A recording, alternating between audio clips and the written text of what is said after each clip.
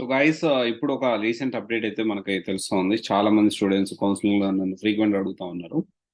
So చాలా మందిని terminate చేస్తా ఉన్నారు. రైట్, టెర్మినేట్ చేస్తా ఉన్నారు. బ్యాక్ డోర్ జాబ్ లో వెళ్ళిన వాళ్ళని ప్లస్ కనీసం తర్వాత ప్రాక్సీ చేసుకుని వెళ్ళిన వాళ్ళని కనీసం రిలీవింగ్ కూడా ఇవ్వకుండా టెర్మినేట్ చేస్తా ఉన్నారు. దీని గురించి మనం డెఫినెట్లీ మాట్లాడుకుందాము. ఈ వీడియోలో మనం దాని గురించి డిస్కస్ చేసుకుందాం. ఎందుకంటే రీసెంట్ డేస్ లో ఈ కౌన్సిలింగ్ లో ఈ విషయం గురించి నాకు చాలా మంది క్వశ్చన్లు అయితే అడుగుతా ఉన్నారు. అండ్ ఈ విషయం గురించి మాట్లాడుకునే ముందు ఒక క్లారిటీ నేనైతే ఇస్తా ఉన్నాను. ఏంటి అంటే ఇప్పుడు 2017 వాళ్ళు ఫ్రెషర్ గా ఇంకా జాబ్ తెచ్చుకోవడానికి పాసిబిలిటీస్ ఉన్నాయా, 18 వాళ్ళు పాసిబిలిటీ ఉందా అని అడుగుతా ఉన్నారు. అప్ టు 17 వరకు అయితే పాసిబిలిటీ అయితే ఉంది. సో దానికి ఒక ప్రాసెస్ ఉంది. 100% జాబ్ గ్యారంటీ ప్రోగ్రామ్ కూడా ఉంది.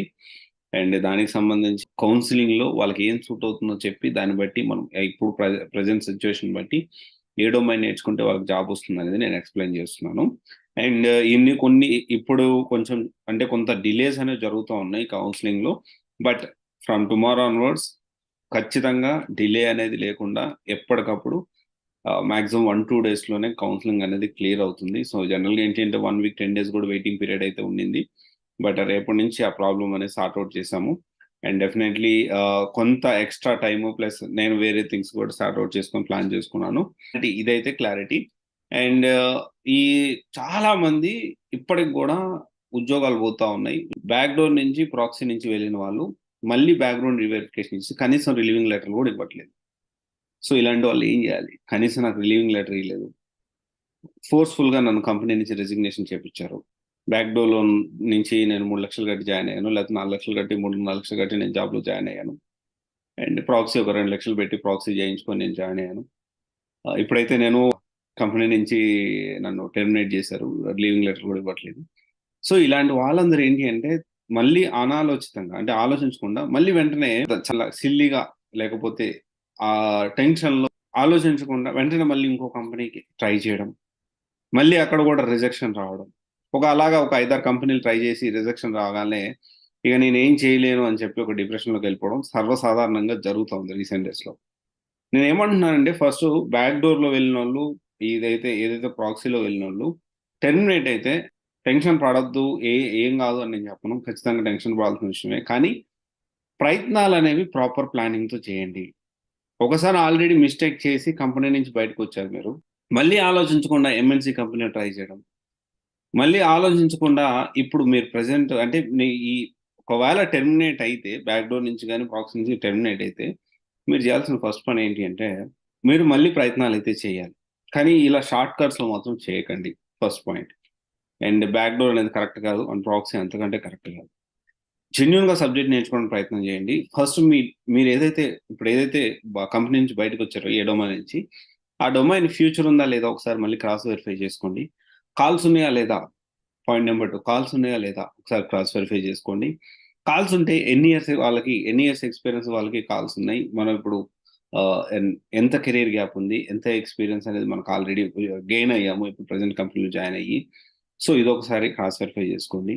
అండ్ ఇప్పుడు కంపెనీకి ముందు అంటే ఈ బ్యాక్గ్రౌండ్ వెరిఫికేషన్ ఫెయిల్ అయ్యేదానికి రీజన్ ఏంటి, ఆ కంపెనీ ఉందా లేదా. ఎందుకంటే చాలా సార్లు ఏం జరుగుతుందంటే జెన్యున్ గా కంపెనీలో వర్క్ చేస్తూ ఉంటాడు, కానీ ఏంటంటే కంపెనీ మారినప్పుడు ఒక 5 ఇయర్స్ అవుతుంది, కానీ 5 ఇయర్స్ ముందు లేకపోతే 3 ఇయర్స్ ముందు చేసిన కంపెనీ అనేది ఇప్పుడు ఉండకపోవచ్చు, క్లోజ్ చేసి ఉండొచ్చు.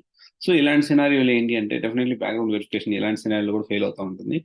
సో మనం ఫ్రీక్వెంట్ గా ఏంటి అంటే మన కంపెనీ ఎలా జరుగుతుంది ఏంటి, ఫ్రీక్వెంట్ ముందు మారిన కంపెనీ అది ఫిజికల్ గా ఉందా లేదా, అది రన్నింగ్ లో ఉందా లేదా, లేకపోతే క్లోజ్ చేశారా అనేది కూడా మనం తెలుసుకోవాలి ఖచ్చితంగా. కొన్ని పాయింట్స్ విషయానికి వస్తే ఖచ్చితంగా ఏంటి అంటే డొమైన్ అనేది ఎప్పటికప్పుడు ఫ్యూచర్ ఎలా ఉంది, ఇప్పుడైతే ఇలా ఉంది ప్రజెంట్, సో ఫ్యూచర్ ఎలా ఉంటుంది, ఇది దేనికి సంబంధించింది, దీనికి అప్డేటెడ్ వర్షన్స్ ఏమైనా వస్తున్నాయా, లేకపోతే దీనికి ఆపోజిట్ లో ఏదైనా వేరే డొమైన్ ఏమైనా వస్తుందా అనేది మనం ఖచ్చితంగా క్రాస్ వెరిఫై చేసుకోవాలి.